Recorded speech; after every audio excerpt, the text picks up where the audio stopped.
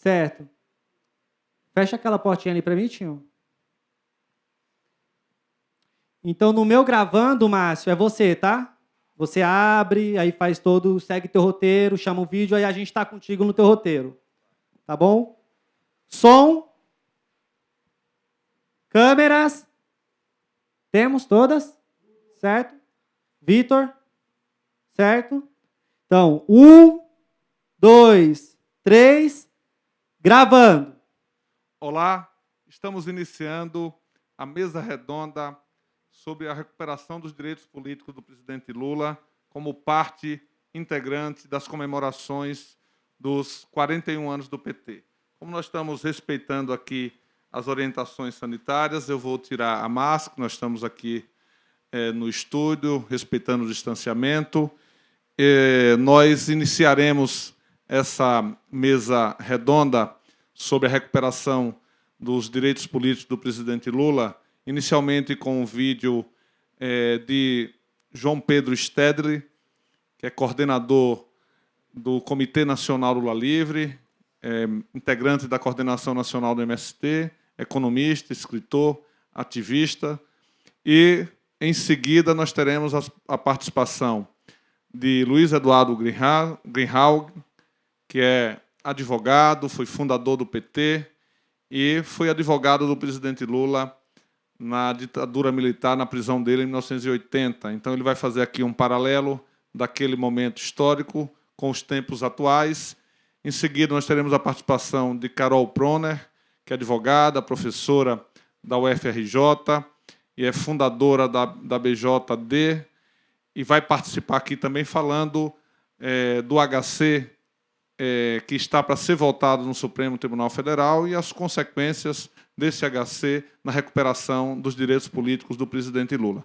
E, por fim, teremos a participação também de Wagner Freitas, bancário, ex-presidente nacional da CUT e atual vice-presidente da Central Única dos Trabalhadores, que vai falar sobre a importância da mobilização social nesse processo de recuperação dos direitos políticos do presidente Lula. Então, vamos iniciar com o vídeo de João Pedro Stedley.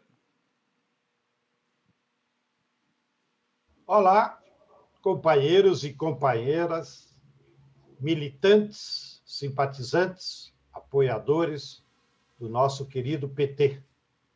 É muito importante nos encontrarmos nessas efemérides históricas para nos revermos como companheiros que estamos nessas trincheiras da luta do nosso povo há tantos anos, mas também para refletirmos sobre a realidade atual, que esse é o papel de todo militante.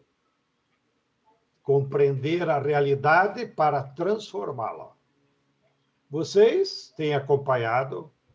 O Brasil vive a sua pior crise de toda a história. Uma crise estrutural do capitalismo, que independe de governos, porque faz parte da lógica perversa de dominação e reprodução do capital. Essa crise afeta a economia, perdemos praticamente uma década, afeta a população em geral. Nunca antes tivemos tantos pobres e tamanha desigualdade social que jogou na sarjeta 60 milhões de trabalhadores adultos que não têm renda, não têm emprego, não têm trabalho, não têm direitos de cidadãos. Ela aparece na crise ambiental, com todos os dias as empresas cometendo crimes, como aquele de Brumadinho, ou outros invisíveis, como a aplicação intensiva de agrotóxico, que elimina a biodiversidade e contamina a água, os nossos alimentos. E estamos diante de uma crise política que se arrasta desde o golpe que a burguesia deu contra a Dilma, porque achava que precisava ter o controle total das instituições públicas para ela se salvar da crise. Derrubaram o nosso governo, botaram lá um governo corrupto, e agora, para impedir a volta da esquerda, colocaram esse governo neofascista. E, sobretudo, para esse programa da burguesia, eles criaram aquela fantasia das acusações contra o Lula, prenderam, impediram ele de disputar. Agora, vocês viram, veio à tona nos diálogos da dupla de Curitiba a insensatez e o verdadeiro plano perverso que estava por trás, que era dirigido, sem dúvida nenhuma, pelos interesses maiores do imperialismo norte-americano, que, através do Departamento de Justiça, do FBI, treinou aqueles capitães do mato de Curitiba. Mas aquela foi uma operação da grande burguesia internacional, em conluio com alguns setores da burguesia local.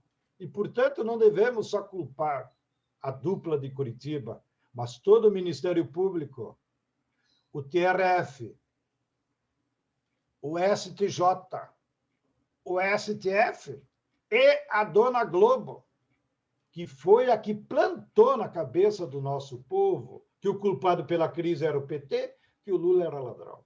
Bem, agora estamos diante do aprofundamento dessa crise, agravado ainda mais pelo Covid, com um governo insano e assassino, que já levou para a tumba mais de 230 mil brasileiros que não precisavam ter morrido. Diante dessa situação, o que fazer? A grande pergunta histórica. Bem, do lado da classe trabalhadora, estamos tentando nos recuperar, mas pelo menos estamos criando já uma unidade entre todas as forças populares. Unidade em torno do quê? Vacina já para todos, auxílio emergencial com emprego e fora Bolsonaro. Porém, junto com essas 3 palavras de ordem, que são mais que palavras de ordem, é um programa de emergência para nós ter que enfrentar hoje, amanhã e resolver, nós temos que colar com a denúncia do que foi feito contra o PT, contra o Lula, por essa turminha de Curitiba, com os seus protetores que eu já citei. Nós precisamos lutar para recuperar os direitos políticos do Lula. Não apenas como uma reparação pessoal, porque o Lula é mais do que a sua figura. Ele é a expressão da liderança do nosso povo. Ele é a síntese de um outro projeto de país que estamos há 40 anos lutando. Então, lutar pela liberdade do Lula é lutar pela possibilidade política de nós voltarmos a disputar, pela via democrática, um novo projeto de país. Mas, para isso, é preciso que todos os militantes assumam a tarefa, e, sobretudo, os petistas, né? E façam uma conclamação àqueles 39 mil candidatos a vereador e prefeito que disputaram as eleições. Não basta só disputar a eleição, nós temos que fazer a luta política e ideológica na sociedade. Então, para isso, os convoco. É preciso denunciar todas aquelas falcatruas de Curitiba e os seus protetores, denunciar a Globo em todas as redes sociais, nos meios de comunicação que nós temos, nos espaços de diálogo com a nossa base. Segundo, nós temos que criar formas de pressionar o STF. Saúdo os queridos companheiros do Comitê de Brasília, que toda quarta-feira estão lá com as suas bandeiras, as suas faixas, denunciando. Nós temos que ter a nossa quarta-feira em todas as cidades, ir lá no fórum, nos símbolos do Poder Judiciário, denunciar e ampliar cada vez mais as mobilizações em Brasília e em outros espaços que colhem com essas bandeiras. E, evidentemente, utilizar todas as formas possíveis, né? Que quando nós vamos fazer a denúncia por vacina já, queremos também os direitos do Lula. Quando nós vamos lutar por fora Bolsonaro, né? Lutar pelo direito democrático das forças populares disputar as eleições de 2022. Um grande abraço a cada um e a cada uma de vocês. Você está assistindo à mesa redonda A Recuperação dos Direitos Políticos do presidente Lula, como parte integrante das comemorações dos 41 anos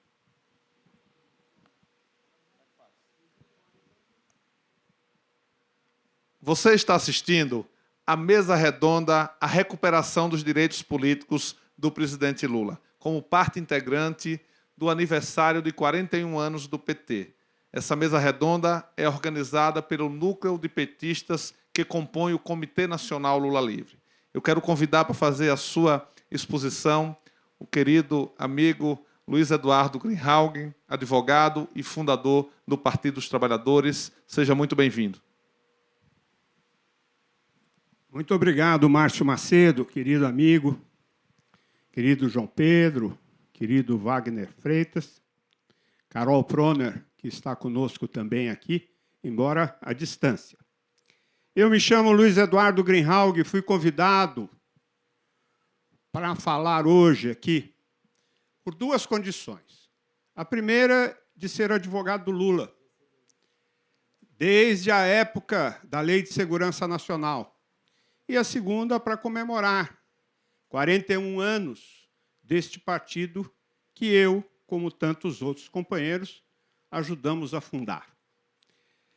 E eu vim contar uma história, vim fazer um retrato do que foram aqueles dois processos que eu defendi no Lula. Aqui nós vivíamos uma época diferente, ditadura militar, repressão, doicodes, assassinatos, torturas, desaparecimentos, Congresso amordaçado, Poder Judiciário amordaçado. Nós vivíamos a época da ditadura militar. De 74 até 79, nós conseguimos avanços populares. E, em 1979, conquistamos a lei de anistia. Mas, antes da conquista da lei de anistia, foram os metalúrgicos de São Bernardo do Campo, que, através do Sindicato dos Metalúrgicos, do ABC, que fizeram a primeira greve de resistência e de ofensiva contra a ditadura militar. E, já nesta primeira greve, o Lula foi o dirigente maior. Em 1979, eles fizeram uma greve. Essa greve durou tantos dias. E eles fizeram um acordo. E a diretoria do sindicato pediu para parar a greve. A categoria parou a greve em obediência à direção sindical, mas o acordo não foi bom. E a diretoria ficou com aquilo na consciência e a categoria ficou cobrando da diretoria o seu compromisso de resgatar os direitos. Em 1980, então, eles prepararam uma nova greve. E foi aí que eu conheci o Lula. O Frei Beto, companheiro nosso, me chamou para ir a São Bernardo. Me apresentou o Lula e a diretoria do sindicato. E o Lula disse, o ano passado a gente fez um acordo que a categoria não gostou. Nós vamos fazer uma outra greve agora. E eu tenho certeza que essa greve vai ter repressão, vai ter prisão e vai ter até lei de segurança nacional. E por isso a gente quer que o senhor nos defenda. E eu, então, já peguei as procurações deles ali no sindicato, no salão do sindicato, mais de 300 procurações. E, de fato, no dia 19 de abril de 1980, às 6 horas da manhã, coincidência dos horários de hoje, houve uma busca na casa do Lula e ele foi preso. Ficou 31 dias preso no DOPS. Saiu de lá com outros companheiros, Lei de Segurança Nacional, o processo na Auditoria Militar aqui de São Paulo, a gente defendendo, outros advogados defendendo, 13 acusados, o Lula, Djalma Bom, José Cicotte, tantos outros. Rubens, Gilson Menezes, processados na Lei de Segurança Nacional. Quando chegou o dia para fazer o julgamento, os advogados e as famílias tinham que receber uma senha da auditoria militar. E eu fui buscar a senha numa sexta-feira. Cheguei lá na auditoria, não tinha ninguém, no cartório não tinha ninguém, na sala do juiz, e eu escutei apenas o ruído de uma máquina de escrever. E fui atrás daquele ruído e cheguei no local, estava um sargento datilografando alguma coisa. E eu perguntei, onde que eu pego as senhas? E ele rapidamente se levantou e veio até o lugar onde estavam as senhas e me entregou as senhas. E eu voltei com ele e vi que ele tinha dobrado as folhas para que eu não visse o que ele estava escrevendo. E me deu um reflexo naquele momento. Eu falei, esse cara está datilografando a sentença do julgamento da semana que vem. E eu fui para cima dele e falei, seu fulano, o senhor está datilografando o quê? Ele falou, não, aqui o senhor está datilografando a sentença. Quantos anos vai pegar o Djalma Bom? Ele falou, 3 anos e meio. Quantos anos vai pegar o Lula? Ele falou, não posso falar, não posso falar. O senhor já me atrapalhou muito, sai daqui. E eu saí dali, da auditoria militar, completamente nervoso. Tinha preparado defesa, tínhamos preparado memoriais para o julgamento da semana que vem. Cheguei no meu escritório, chamei o Lula, outros dirigentes sindicais, outros advogados, e fizemos uma reunião. E tinha gente que dizia assim, não, a gente tem que ir lá se defender. E o Lula falou, não, eu não participo de uma farsa. Eles querem condenar, na semana que vem, numa sentença que está sendo escrita hoje, eu não participo disso. Eu não vou nesse julgamento. E nenhum de nós fomos a esse julgamento. Chegou no dia 25 de fevereiro, dia do julgamento, 9 horas da manhã, as 13 cadeiras da auditoria vazias, as 5 cadeiras dos advogados vazias, o juiz desesperado para saber o que estava acontecendo. Aí, quando ele sentiu que a gente não ia mesmo, ele assim mesmo resolveu de fazer o julgamento. Entraram os 4 militares e ele, decretaram a revelia dos acusados, decretaram a ausência dos advogados, nomearam um advogado ad hoc para fazer a defesa, um advogado da auditoria, advogado que pôs a beca para fazer essa sustentação oral e uma condecoração da Ordem da Justiça Militar. E eles fizeram a mímica desse julgamento. Resultado, Djalma Bom condenado a 3 anos e meio, Lula condenado a 3 anos e meio, outros dos 13, 11 foram condenados. E nós, então, resolvemos de arguir a nulidade deste julgamento pela condição de pré-julgamento. Fizemos uma apelação, 2 anos depois, o Superior Tribunal Militar julgou, e eu quero dizer a vocês, foi a primeira vez na história dos processos da Lei de Segurança Nacional no Brasil, daquele período da ditadura, em que o STM, a segunda instância, reconheceu a tese do pré-julgamento, num julgamento com base na Lei de Segurança Nacional. A sentença foi anulada, nós voltamos para a primeira instância, foi feito um novo julgamento, porque aquele julgamento não tinha valido, eles foram condenados, mas a gente apelou e depois foram todos absolvidos. Então, o que a gente aprendeu com o Lula e com os metalúrgicos do ABC neste processo? Aprendemos que a classe trabalhadora não participa de farsa. E o Lula já tinha, naquela época, imbuído da sua condição de dirigente. Era uma afronta ao Poder Judiciário Militar, era uma afronta à Lei de Segurança Nacional, era uma afronta à ditadura militar. Mas nós não participamos de farsa. Depois disso, tive a oportunidade de defender o Lula num processo lá na auditoria de Manaus. Um companheiro nosso, Wilson de Souza Pinheiro, foi assassinado.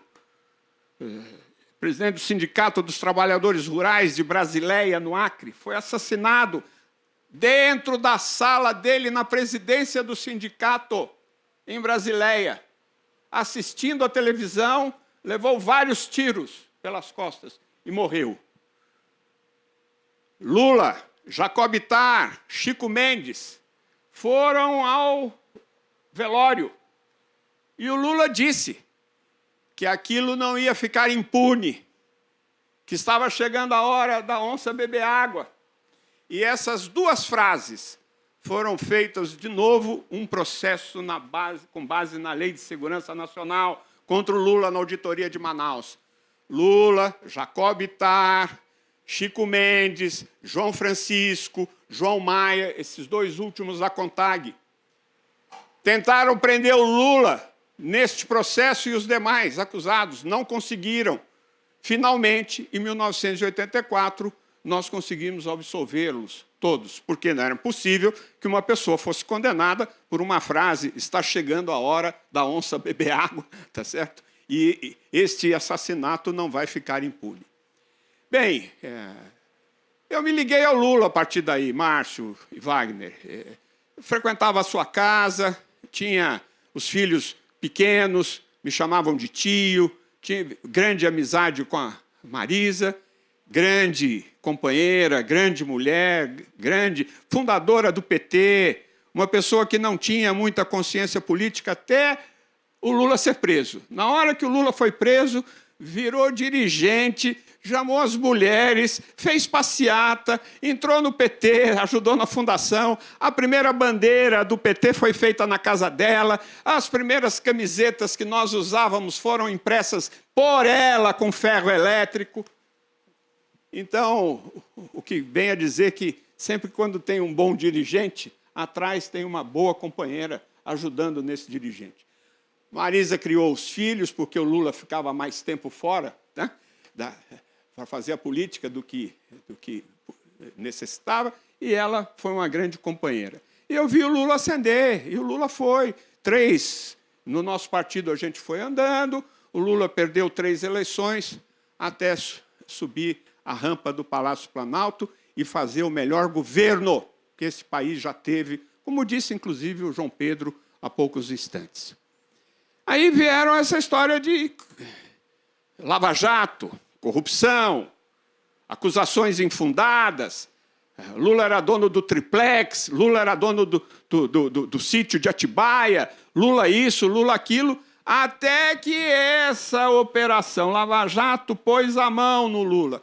Tentou pôr a mão várias vezes. A primeira vez, naquela tentativa de condução coercitiva, que foram às 6 horas da manhã na casa dele, vasculharam o teto, vasculharam o forno, vasculharam o congelador da geladeira, não acharam nada. Aí quiseram levar ele para Curitiba, tá certo? A população não deixou, e a heróica militância do PT não deixou o Lula. Cercamos o aeroporto na ala de autoridades, e eles foram obrigados a tomar o depoimento do Lula aqui em São Paulo e a liberar o Lula. Mas foi uma primeira tentativa do Moro, Dallagnol, de pegar o Lula. Depois, acabou tendo a condenação por várias ilegalidades. Liberaram o diálogo do Lula com a Dilma, com a então presidente da República, né? Até que o Lula foi preso.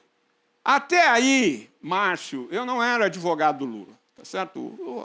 A defesa do Lula estava nas mãos do Cristiano Zanin, Valesca Teixeira, José Roberto Batoco, José Paulo Sepúlveda Pertence, Luiz Carlos Sigmaringa Seixas. Tá certo?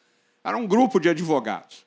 Mas quando o Lula foi preso, eu recebi um bilhete dele em Curitiba.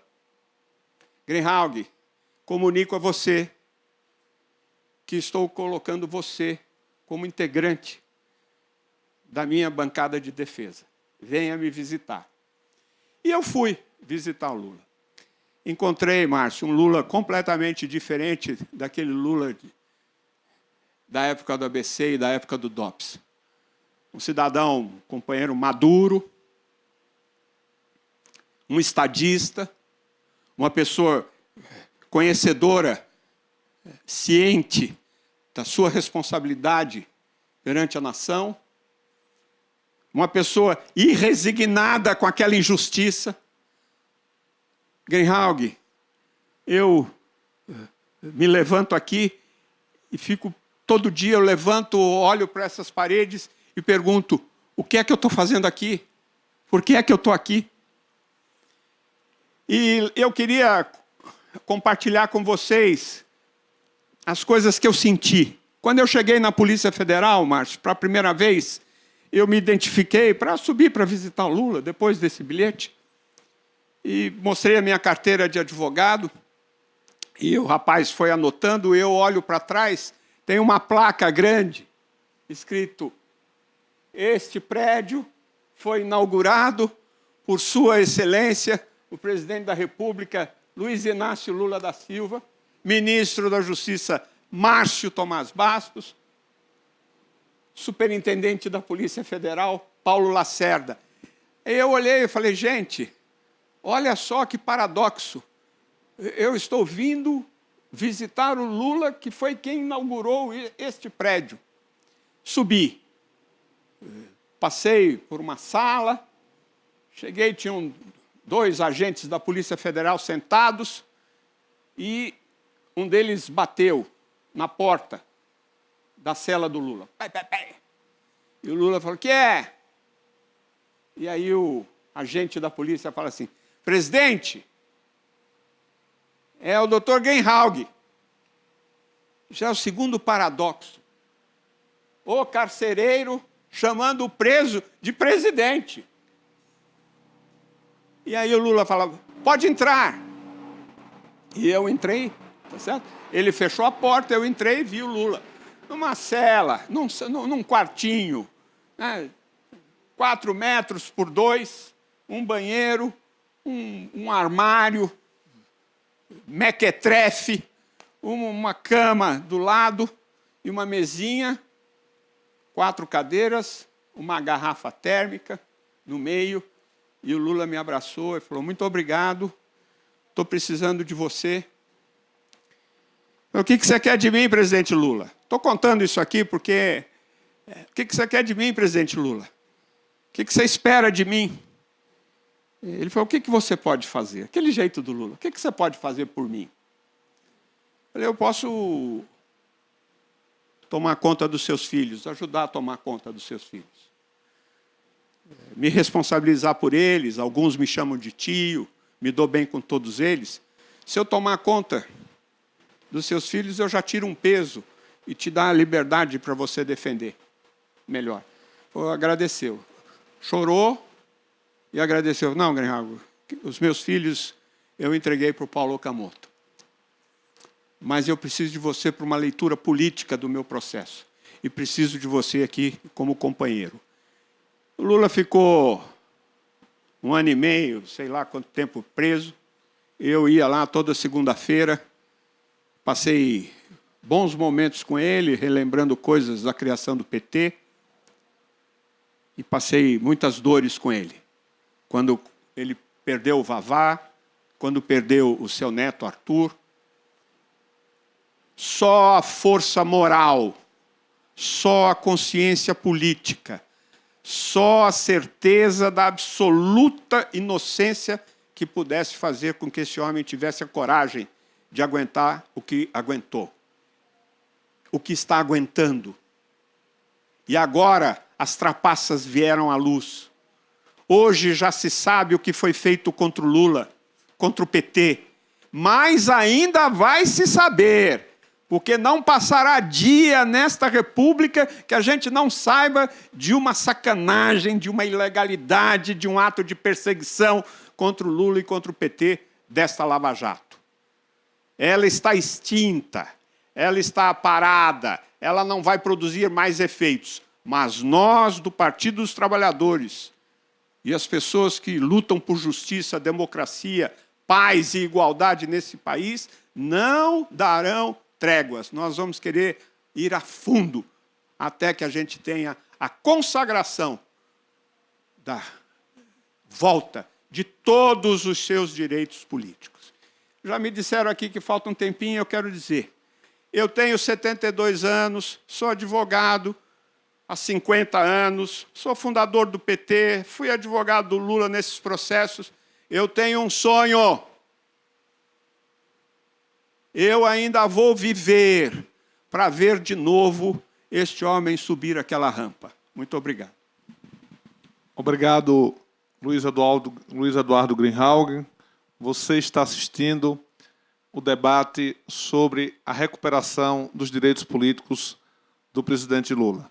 Eu quero convidar a querida companheira e amiga Carol Proner, advogada, que vai fazer aqui um paralelo e as conexões entre o HC, que está para ser votado no Supremo Tribunal Federal, e a recuperação dos direitos políticos do presidente Lula.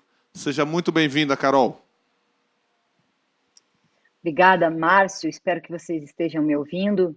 É um grande prazer, uma honra para mim ter sido convidada. Márcio, Wagner, Luiz Eduardo, João Pedro também. Eu queria muito estar aí participando com vocês presencialmente do aniversário, do 41º aniversário do meu partido, né? E eu sei que logo será possível. Não foi desta vez, mas logo será possível.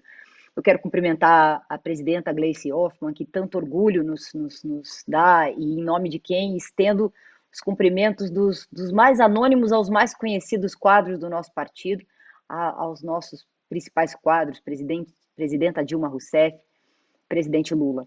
Quero deixar uma mensagem de compromisso, que não é só meu, que é um compromisso que tem se demonstrado na prática, nas atitudes das e dos advogados, das juízas, dos juízes, procuradores, servidores da justiça, estudantes de direito que se articulam na ABJD, mas também em outros grupos, associações e frentes em defesa do Estado Democrático de Direito e do devido processo legal, que são as nossas principais bandeiras. Sem esses grupos, queridos amigos, seria tudo muito mais difícil. E são pessoas, quero dizer para vocês, que são conscientes de que somente uma profunda reforma no sistema de justiça poderá devolver alguma confiança, restituir a confiança da sociedade brasileira no Poder Judiciário e no Ministério Público.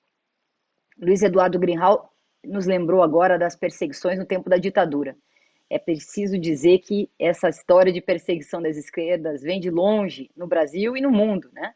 Mas também é preciso reconhecer, e o golpe de 2016 e todas as análises sociais e políticas que temos feito nos ajudam a enxergar isso muito melhor, que antes da perseguição de Lula e do PT, muito antes de usarem a valiosa luta do combate à corrupção para atacar a economia do nosso país, o sistema de justiça, tal qual está organizado, já atuava discriminando e excluindo pessoas em razão do sexo, raça, da condição social, numa espiral, né, de punitivismo extremo e encarceramento em massa. O Brasil, nos próximos anos, e esse é um desafio para o nosso partido, precisa enfrentar o grave problema estrutural do sistema de justiça classista, elitista e completamente desconectado das demandas sociais, sindicais, de luta pela terra, de luta pela reforma agrária, moradia, alimentação, de luta pelo direito ao trabalho. E quanto ao específico problema, que é isso que vocês me pediram para falar, da perseguição política pelo direito, ou do uso do direito para fins de perseguição política a adversários, né, adversários políticos, nos deparamos hoje com o grave caso do adiamento infindável, injustificável, inaceitável do HC, que deverá, né, dizer, né, definir a parcialidade e a suspeição do ex-juiz Sérgio Moro nos processos do ex-presidente Lula. Bom, nós sabemos e estamos ainda sob o impacto das revelações da Operação Spoofing. Os dados, as informações ali complementam as anteriores da Vaza Jato, né? Mas essencialmente complementam um quadro de abusos gravíssimos ao processo penal e à Constituição que os advogados do ex-presidente Lula, os advogados técnicos, mas também toda a equipe que participa da defesa do ex-presidente, né, como também Luiz Eduardo nos noticiou, de que já haviam identificado. Hoje mesmo, né, há notícia de que a defesa técnica nem pretende usar as informações da Operação Spoofing, porque, abre aspas do Zanin, né, nossa avaliação nesse momento é que já existe prova mais do que suficiente nos autos para reconhecimento da suspeição do ex-juiz Sérgio Moro e que o julgamento, que foi iniciado em 2018, deveria ser retomado o mais breve possível, sem a necessidade de novas discussões. Porque o julgamento de ontem, vocês viram, já aponta para uma interminável discussão, né, seguramente interminável mesmo, né, sobre a validade ou não daquelas mensagens dos hackers.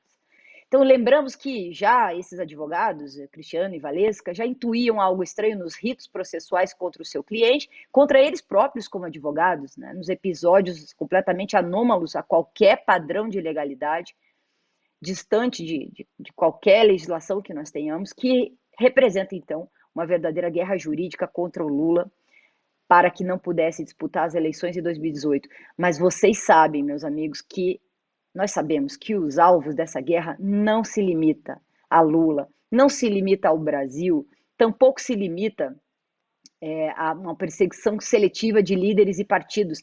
A guerra jurídica, como tem sido estudada, se mostra estrategicamente ampla, flexível em cada contexto que é empreendida e capaz de objetivos, de interesses estratégicos na América Latina e no mundo. No Brasil, os impactos do desmonte, do desinvestimento da Lava Jato começam a ser dimensionados por institutos como o DIEESE. Eu tive acesso a poucos números, tá? Vou dar um spoiler aqui. Os números são espantosos. Em poucos anos, os efeitos atingiram mais de 3 milhões de empregos na área da construção civil e do setor de energia. Retração de 2,6% do PIB. E aí eu nem vou continuar, porque eles ainda estão com data prevista para a publicação desse estudo, né, que será divulgado pelo Instituto Lula, pela Fundação Perseu Abramo, outros centros de pesquisa com vocação de defesa nacional. Então, mas é muito grave o que foi feito com o Brasil. É por isso que defendemos que os dados da spoofing, naquilo que tem de interesse público, devam ser tornados públicos. Devem ser de amplo conhecimento geral, porque envolvem uma trama jurídica, uma farsa, uma armadilha para destruir a soberania brasileira. A ABJD pediu que seja assim, a OAB também pediu acesso à informação pelo respeito da prevalência do interesse público, eu diria até sobre os corporativos do Ministério Público. Quanto ao julgamento do HC e à restituição dos direitos políticos, nós sabemos que a saída está dada, que Sérgio Moro será considerado parcial e a consequência lógica é a nulidade desse processo, com a consequência também lógica da nulidade de todos os atos desse juiz. Então aí fica a dúvida quanto aos processos do sítio de Atibaia. Também serão nulos, né? Obviamente, porque foi o Moro que instruiu o processo. A estratégia jurídica de perseguição estava em todos os processos. Os advogados pediram a extensão, sabemos que a juíza que sentenciou foi a Gabriela Hart, né?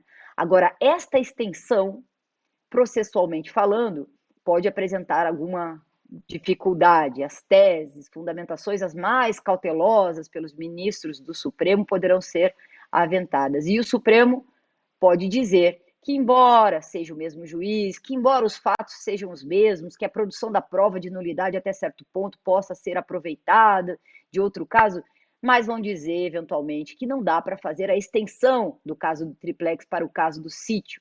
E então os advogados terão que atuar de modo específico para o caso do sítio, e nós estamos considerando que tem sido essa a manobra da vez para evitar que Lula tenha seus direitos políticos plenamente recuperados, para poder realizar o sonho de Greenhalgh, para poder disputar as eleições e vencer em 2022. Isso tudo que eu disse seguramente não traz a novidade para a maioria de vocês que está antenado com os processos, né? De qualquer forma, nós seguiremos mobilizados, reagiremos a mais esta manobra, que poderá vir pelas mãos do Supremo e que todo caso nós temos que reconhecer que Lula foi um herói nesse processo. Eu me emocionei com o relato do Greenhalgh, que pude também ter a oportunidade de visitá-lo com o Chico. Nós fomos aí, né, a Curitiba e vimos o sacrifício dele, 580 dias de sua vida, né? Ele nunca aceitou sair do país, ele nunca deixou de lutar, ele nunca baixou a cabeça, ele hoje correu 6 quilômetros, amanhã vai correr 9, ele está saudável, né? E por conta dessa altitude altiva, que é própria da classe trabalhadora, que não participa de farsas, que também devemos ter consciência de que estamos ajudando a revelar a maior operação de combate aos interesses nacionais que esse país já viveu. Muito obrigada, feliz aniversário ao nosso partido, um abraço a vocês. Participação esclarecedora. Nós estamos apresentando o debate sobre a recuperação dos direitos políticos do presidente Lula como parte integrante das comemorações do aniversário do PT. Eu queria passar a palavra para Wagner Freitas, ex-presidente nacional da CUT, atualmente vice-presidente, que vai falar conosco sobre a importância da mobilização social para a recuperação dos direitos políticos do presidente Lula. Fique à vontade, Wagner. Bem-vindo. Bom, Márcio, meu amigo, meu parceiro, meu companheiro, bom dividir essa mesa com você, Greenhalgh, meu amigo, meu parceiro, companheiro, meu advogado, também. Muito obrigado por tudo, Luiz Eduardo Greenhalgh, sempre, a Carol, companheira, né, participando nessa mesa, todos e todos. Viva o PT, os 41 anos do maior partido de esquerda do mundo, a mais bonita construção que a classe operária, né, já edificou ao longo da existência da classe operária. E viva o Lula. Eu hoje vim aqui falar das mobilizações sociais, sindicais, pela inocência do presidente Lula. Mas eu queria, antes, falar um pouco do que é o presidente Lula. O que é o Lula? E por que o Lula está condenado, foi preso? Por que isso acontece? É porque o Lula é, sem dúvida nenhuma, a maior liderança já surgida, Greenhalgh, na classe operária no mundo. O Lula, ele já disse isso, eu faço questão de repetir isso, existem milhões de Lulas pelo mundo afora. E é por isso que não conseguem calar o Lula. Porque tem milhões de Lulas, homens, mulheres, no mundo afora, trabalhadores, juventude, estudantes. O Lula significa uma ideologia, um pensamento, um sentimento, uma identidade. O Lula é muito mais do que talvez ele mesmo imagine que seja. Por isso, quando se fala aqui, a Carol emocionada, o Eduardo emocionado, o Márcio emocionado, eu fui visitá-lo, tomar bronca e pegar tarefa, né? Porque era essa a tarefa, o que se fazia quando ia visitar o Lula, né? As pessoas ficavam, todo mundo querendo visitar o Lula, né? E eu também. Mas eu fui lá umas 2, 3 vezes para tomar bronca e pegar tarefa, Márcio. Você também, né? E o Greenhalgh também, provavelmente, além de vê-lo, né? Então, o Lula é uma ideologia. O Lula está presente no coração das pessoas. E é por isso que tentam combatê-lo, essa elite dominante, branca, e com respeito a todos os brancos, né? Mas essa elite branca, machista, sexista, elite econômica preconceituosa, ela vê no Lula, ela identifica no Lula a sua maior resistência. É na cara do Lula, naquela cara escarrada do Lula, que eles veem a resistência que o povo tem contra a opressão, contra a dominação. E é por isso que ele é tão combatido. Essa operação Lava Jato, Vaza Jato, que a Carol Proner falou agora, que o DIEESE vai divulgar, um estudo, Márcio, que fala do crime enorme que essa operação cometeu contra o Brasil, contra o Lula, principalmente, contra o PT, fundamentalmente, mas principalmente contra o Brasil, onde quebrou várias cadeias econômicas que eram de interesse dos Estados Unidos, da economia norte-americana, porque o Brasil, com Lula e com Dilma, deixou de ser mais um para ser um grande disputador na economia mundial. O Brasil entrou para o G20, o Brasil entrou para o G7, se transformou em uma das maiores economias do mundo e tinha, Luiz Eduardo Greenhalgh, empresas brasileiras, públicas e privadas, que concorriam em primeiro nível com as empresas internacionais, fundamentalmente na área de petróleo, gás, construção, que foi por isso que eles inventaram essa operação Lava Jato, que tinha 2 grandes objetivos. Um, acabar com o Lula e com o PT. Mas isso não dá porque você não acaba com o sentimento, você não acaba com o coração. E era acabar com esse protagonismo que o Brasil desenvolveu na economia no mundo, onde o Brasil, liderado por Lula, estava disputando os espaços comerciais no mundo. E eles não tiveram a menor... Não se fizeram de rogados. Arrebentaram uma cadeia com várias empresas e ceifaram vários empregos de pessoas, de trabalhadores e trabalhadoras, e arrebentaram empresas. Eu quero dizer para vocês que eu sou sindicalista, oriundo do Sindicato dos Bancários de São Paulo. E eu sei o quanto há de corrupção no Brasil. E eu sei o quanto há de corrupção no empresariado, na iniciativa privada brasileira, e eu não estou generalizando. Então, é obviamente que, se existem corruptos, fundamentalmente, eles têm que ser culpados, que não é o Lula e não é o PT. Mas o que foi feito no Brasil não foi culpar pessoas, foi arrebentar as empresas.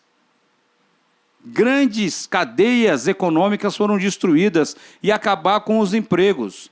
E nós o Diese fez esse trabalho e agora vai se proceder à divulgação para a gente dizer claramente para o povo brasileiro, para o trabalhador brasileiro, que a inocência do Lula não é uma questão só importante para ele, para os filhos deles, para o PT.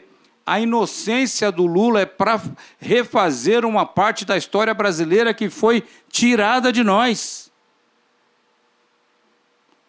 O Lula é inocente e ele deve ser candidato a presidente da República por direito dele, inclusive porque ele deixou de ser eleito presidente da República e, por conta disso, criou-se essa aberração que nós temos hoje, chamado Jair Bolsonaro, que é produto das elites brasileiras. E que agora eles não sabem o que fazer com o Bolsonaro, mas é produto das elites brasileiras, é produto da Globo, é produto daqueles que trabalharam para a ideia da não política, né, de criminalizar a política, de criminalizar os políticos de bem, porque os de mal têm que ser criminalizados mesmo. Mas quem faz política era para quê? Para dizer para o trabalhador e trabalhadora brasileira que o seu lugar não é fazendo política, disputando espaços na política. O seu lugar é só para ficar vendendo o seu trabalho barato, sua mão de obra barata, para meia dúzia de empresários no Brasil. E o Lula provou que, se não é verdade, não precisa ser assim. Que nós somos operário, pobre, mas nós somos igual aos ricos, aos brancos, aos dominantes. E o Lula representou isso. E essa Operação Lava Jato tinha interesse nisso. Nunca teve o menor interesse de passar limpo o Brasil para discutir as suas questões referentes à corrupção. Nunca foi isso, pelo contrário. Se utilizaram de práticas corruptoras. Se utilizaram de práticas ilegais para prender o presidente Lula, para torná-lo inelegível e para tentar apagar o Lula da imagem do povo brasileiro. Eles não conseguem fazer isso. Então, o que nós estamos fazendo desde lá? Desde lá, o que nós estamos fazendo é lutar contra isso. É dizer que é mentira o que foi construído na Operação Vaza Jato, Lava Jato, desse o nome que quer que seja dado. Que o Moro mentiu, Dallagnol mentiu, e tem que ser punidos pelo que eles fizeram com o Estado de Direito do Brasil e com os trabalhadores do Brasil. E nossa luta é essa. Cada campanha salarial que se faz num sindicato para ter melhores condições de trabalho tem que estar escrito junto com isso: Lula é inocente. Lula é livre. Agora, na campanha Fora Bolsonaro e na campanha pelo pagamento do auxílio emergencial e pela campanha de vacinação para todos, junto com isso tem que estar: Lula é inocente. Uma coisa está atrelada à outra. Nós não vamos recontar a história do Brasil se não reparar essa injustiça extraordinária, que não é só com o Lula, é comigo, é com você que está me ouvindo, que a trabalhadora é oprimida nesse Brasil. E que, não vamos esquecer, eles precisam derrotar a imagem de Lula, porque Lula é internacional. Depois de Lula eleito presidente da República no Brasil, você teve uma extensão da democracia, da participação do povo operário no governo de vários países da América Latina e do mundo. E eles fizeram uma ofensiva, inclusive, Luiz Eduardo, contra estes também. Porque percebeu-se que Lula representava, é isso que eu disse no início da minha fala. Nós não nascemos só para cumprir ordem, nós não nascemos só para ficar na senzala. A senzala para nós não existe, nós temos que estar na casa grande. E o Lula fez isso. E o Lula fez uma outra coisa importantíssima que eles não conseguem resolver. O Lula demonstrou que nós, trabalhadores, temos competência para governar. Temos competência para fazer melhor que eles. O Lula apresentou soluções para o Brasil e as soluções apresentadas no Brasil foram estendidas ao mundo que eles não conseguiram dar. Realizações que eles não conseguiram fazer. E olha lá, é dentro da ideia de, mesmo no regime capitalista, é possível você ter desenvolvimento econômico, tirar pessoas da miséria, incluir o povo na economia, como o Lula fez, e transformar o povo em ativo econômico. Né? E essas iniciativas que nós estamos tomando. Agora, no próximo dia 21 de fevereiro, Márcio, vamos ter mais uma grande atividade de carreatas no Brasil inteiro, construído pela Frente Brasil Popular, pela Frente Povo Sem Medo, pelo Fóruns das Centrais, pelo Fora Bolsonaro, pela vacinação para todos, a volta do auxílio emergencial, que, diga-se de passagem, Bolsonaro nunca quis pagar, foram os partidos da esquerda, os partidos de oposição às centrais sindicais que conseguiram, e pela restituição imediata dos direitos do Lula. Não adianta vocês acharem que nós vamos esquecer isso, porque isso é recontar a nossa história. Lula inocente é o trabalhador brasileiro de cabeça erguida. Outra coisa que eles tentaram fazer com essa questão de criminalizar o Lula é tentar baixar a cabeça do trabalhador, baixar a cabeça do pobre. Dizer, olha, está vendo só o que vocês são? Porque eles sabem que Lula representa o pobre. Eles sabem que Lula representa o trabalho e o trabalhador. Então, quando eles querem desmascarar o Lula, dizer que o Lula é ladrão, é exatamente para tentar nos colocar no lugar que eles acham que nós temos. Lula não é ladrão. Lula é a maior liderança que já surgiu no Brasil. E todo mundo sabe disso. Além de Lula não ser ladrão, o papel do trabalhador, do povo brasileiro, não é ser de segundo nível. Nós não aceitamos cidadão de primeiro, segundo e terceiro nível, nem no Brasil, nem no mundo. Para isso que nós criamos esse partido político, que faz 41 anos hoje, e que é uma coisa inexplicável, Luiz Eduardo Grijaldi. Não há nenhuma estrutura no mundo capaz de resistir tanto o atentado que a direita faz, que a burguesia faz contra ele, do que o PT. Desde que foi fundado o PT, até hoje, tenta-se destruir o PT. E o PT é mais forte que isso. Passa ano, entra ano, agora acaba o PT. Na eleição passada não era para ter acabado o PT, Márcio. Nós não permitimos de novo que acabasse o PT, mas era para ter acabado o PT. Foi decretado o fim do PT, agora acabou, não vai ter eleição nenhuma. O Lula foi desmascarado, não sei o que lá, pois está aí. A Globo até hoje não consegue falar o que o PT foi muito bem sucedido na eleição passada.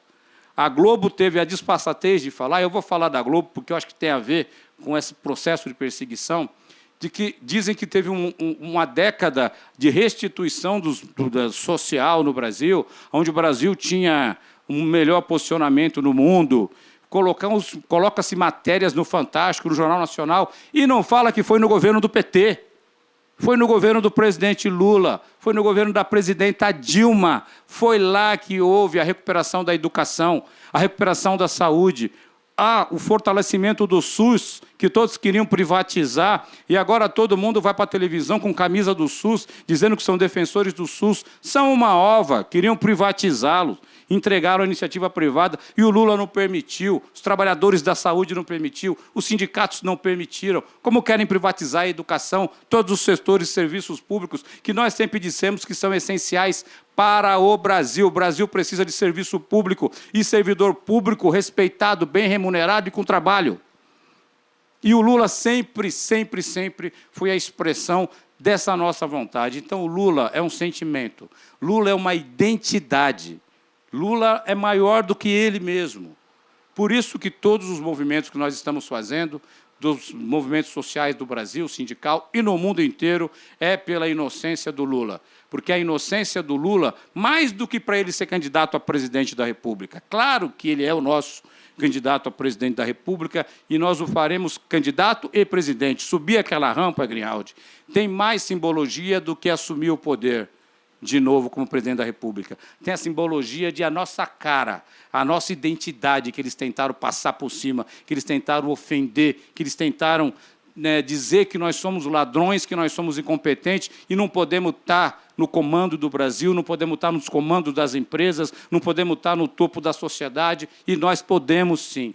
E a cara disso é o Lula, a simbologia disso é o Lula. Portanto, nós vamos sim lutar e lutar muito para o Lula ser inocente e para a gente voltar a colocar esse país nos trilhos. E o único jeito de colocar o Brasil no trilho é respeitando o pobre, respeitando a classe trabalhadora, vendo que a classe trabalhadora é ativo econômico. O auxílio emergencial foi que permitiu que o Brasil não tivesse quebrado nessa pandemia desse genocida, desse assassino Bolsonaro. E o Lula sempre disse isso. Vamos, para acabar, está acabando o meu tempo, é a consagração do Bolsa Família, Márcio, que disseram que o Bolsa Família era para alimentar vagabundo, que o Bolsa Família era para o cidadão não trabalhar, e agora eles sabem que tem que ter um auxílio emergencial, que o Bolsa Família era mais ou menos que isso, garantir uma renda básica para que o trabalhador e o pobre seja incluído na economia, e ele faz girar a economia quando você acrescenta recurso nele. Então, mais do que um projeto social, é um projeto econômico que Lula fazia. E agora o auxílio emergencial significa isso. Coroa aquela proposta lá de trás do Bolsa Família, que não era para dar esmola, era para incluir na economia, era uma medida econômica de recuperação da economia brasileira e tem que ser feito agora, não tenho dúvida nenhuma. Então, dia 21, temos uma agenda super importante, que é as nossas carreatas, e agora tem que ser carreata, porque nós temos isolamento social, nós somos pelo isolamento social, contrariamente a esse assassino chamado Jair Bolsonaro, que coloca em risco a vida da população toda, principalmente a nossa, de quem trabalha. E no momento que nós tivermos condição de ter debelado a pandemia, que a vacinação tenha sido um direito garantido de todo mundo, e a imunização também, nós vamos de novo voltar às ruas fisicamente, presencialmente, para eleger o Lula e botar esses canalhas que construíram a Lava Jato no seu devido lugar e botar esse Bolsonaro no seu devido lugar. Viva o Lula, viva a classe operária brasileira e viva os 41 anos do PT. Obrigado, Wagner Freitas. Vocês estão acompanhando o debate sobre a recuperação dos direitos políticos do presidente Lula como parte integrante das comemorações dos 41 anos do Partido dos Trabalhadores. Nós concluímos essa primeira etapa do nosso debate. Vamos agora para as considerações finais. Eu queria passar a palavra a Luiz Eduardo e quero chamar vocês para esse último bloco com a frase que Mário Lago, em 1989, falou para o Brasil, dizendo assim: por mais que tentem o Lula, por mais que tentem matar o Lula, ele, como o vento, corre e vai continuar correndo no Brasil. Então, Luiz Eduardo, por gentileza, suas considerações finais. Muito obrigado, Márcio. Obrigado, Márcio. Foi uma satisfação participar dessa mesa redonda aqui, com Wagner, com João Pedro, com a Carol, e sob a sua direção, Márcio. E dizer isso, eu quero encerrar pegando um pouco um gancho do que o meu companheiro Wagner acabou de dizer. Nós temos a obrigação de demonstrar a inocência do Lula. O Supremo Tribunal Federal tem a obrigação de reconhecer a suspeição do juiz Sérgio Moro.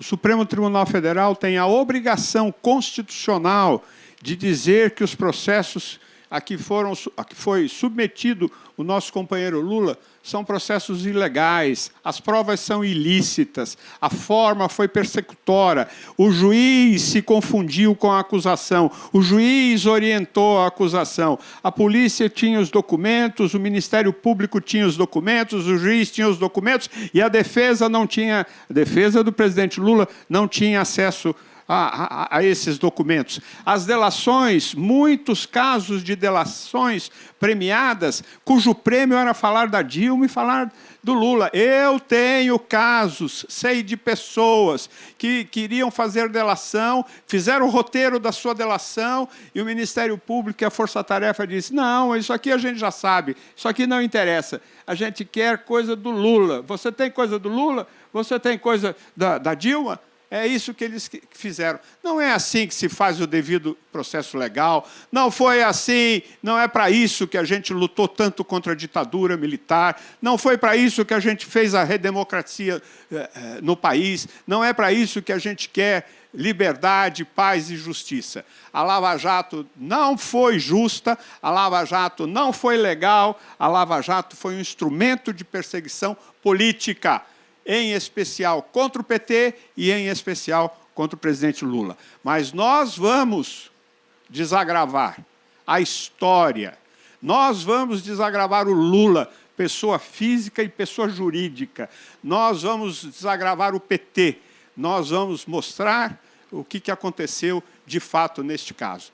E, por último, quero dizer que mesmo o Supremo Tribunal Federal, reconhecendo a suspeição, devolvendo os direitos políticos ao Lula, ele querendo ser ou não ser candidato, não importa.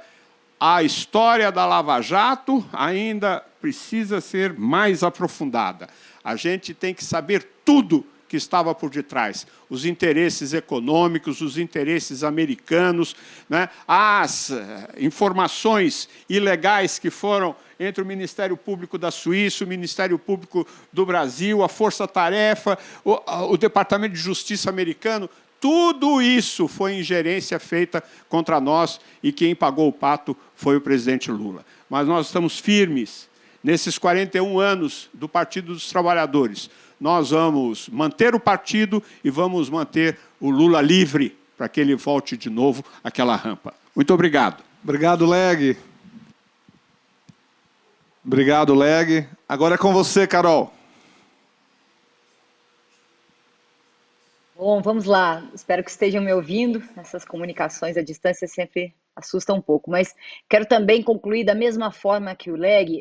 Quanto à Lava Jato, em primeiro lugar, parece até que no Senado já há uma proposta, né, de reunir assinaturas para a instalação de uma CPI. Esse seria um bom caminho, um caminho que convoca o Poder Legislativo a cumprir o seu papel, no sentido de voltar a ter uma ingerência sobre o que realmente aconteceu naqueles acordos ilegais que contaram com o comportamento de corrupção funcional, eu diria, desse juiz e desses procuradores. O Legislativo pode fazer uma grande investigação, tem o poder de convocar, no caso da instalação de uma CPI, e pode, através das informações dos hackers, utilizando como, por exemplo, formas de interrogatório para descobrir se aquilo que está nos diálogos realmente aconteceu. Então, a CPI seria uma boa saída para revelar a verdade sobre aqueles comportamentos. Nós sabemos que tinha coisas anteriores que são terríveis, como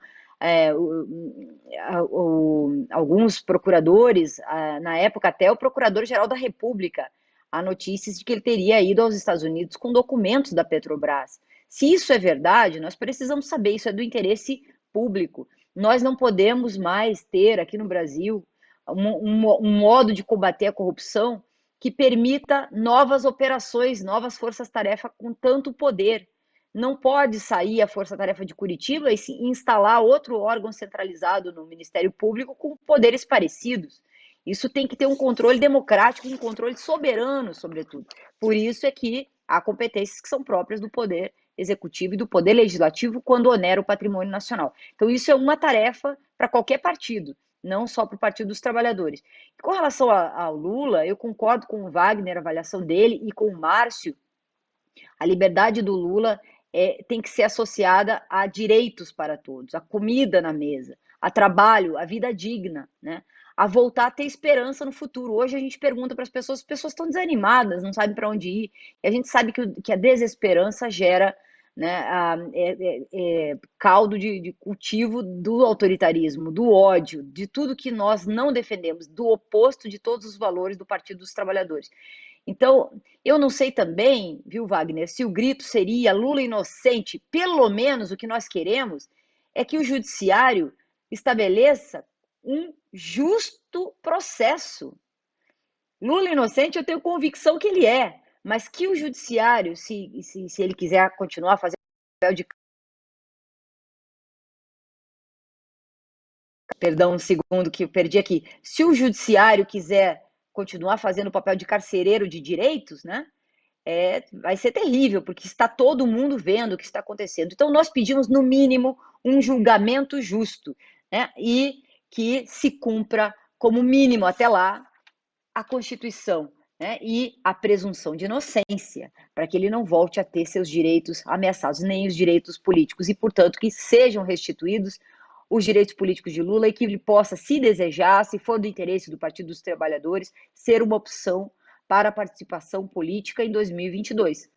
Porque até agora o que nós estamos vendo, e está todo mundo percebendo, e é bom que o Supremo Tribunal Federal saiba disso, que nós vamos perceber se eles inventarem uma nova tese, uma tese que atrase ainda mais a condição de liberdade política deste líder que já há tanto tempo padece, né? E todos nós, como dito pelo Márcio, como dito pelo Wagner, e por vocês todos, da nossa própria liberdade de escolha política. Muito obrigada. Foi um prazer ter participado, uma honra. Vencedora fala sua, foi muito bom, muito obrigado. Eu quero passar agora a palavra para Wagner Freitas para as suas considerações finais. Olha, Márcio, a restituição dos direitos políticos do Lula significa, acima de tudo, a restituição do nosso direito a ter aposentadoria, que foi tirado da gente durante esse período. É restituição dos nossos direitos trabalhistas, que foram tirados da gente durante esse período. É a restituição do nosso direito à saúde e o direito à vida, que foi nos tirado concomitantemente à retirada dos direitos políticos do Lula. Todos esses direitos foram tirados do povo, do trabalhador brasileiro. É por isso que você tem que associar, trabalhador, a retomada dos seus direitos com a retomada do direito político do Lula e a inocência do Lula. É uma luta única, e é por isso que ela é forte, que ela é importante e que ela será vitoriosa. Não tenho dúvida nenhuma. Obrigado, Wagner. Eu quero finalizar esse debate agradecendo aos palestrantes aqui que honrou e qualificou um tema de tamanha relevância para o país. Quero agradecer a você que nos acompanhou nesse debate inteiro. Quero lhe pedir que fique atento à programação do Comitê Nacional Lula Livre durante todo esse ano de 2021, que participe das mobilizações para que possa estabelecer justiça no nosso país e restabelecer os direitos políticos do presidente Lula. Eu queria finalizar desejando vida longa e próspera ao PT. 10 de fevereiro é um marco na história dos trabalhadores e trabalhadoras. O PT completa 41 anos de vida, de luta, resistência e amor à nossa gente. Uma nova primavera de sonhos floresce nesta data e brota flores de esperança e fé. Ser PT é viver e sentir na carne e no coração a dor do outro, a necessidade de socializar o bem comum e ser feliz com o bem-estar da população. O PT é o principal instrumento de luta da classe trabalhadora. É a ferramenta fundamental na marcha para mudar a vida das pessoas para melhor. O PT é o rio que abarca diversas correntes em direção ao mar da justiça social. Ser PT é ter compromisso inquebrantável com a democracia. é cultivar o valor universal da liberdade, é ter compromisso em chegar o pão para quem tem fome, é defender a vida nas suas variadas formas. Com você, PT, e o povo, um outro Brasil é possível.